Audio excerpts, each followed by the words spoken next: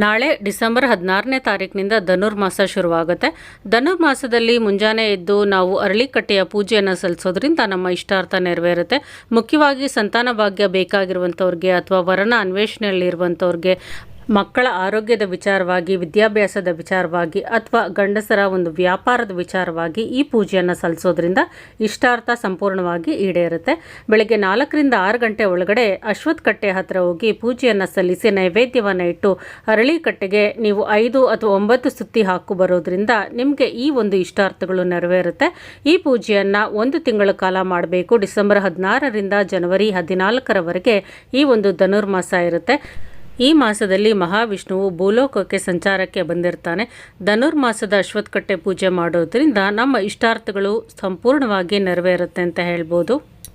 ಅಶ್ವತ್ಥಕಟ್ಟೆಗೆ ಹೋಗಿ ಪೂಜೆ ಮಾಡೋಕ್ಕೆ ಸಾಧ್ಯ ಆಗದೇ ಇರುವಂಥವರು ಮನೆಯಲ್ಲೇ ಅರಳಿ ಸಸ್ಯನ ನೆಟ್ಟು ಮನೆಯಲ್ಲೇ ಪೂಜೆ ಮಾಡ್ಬೋದು.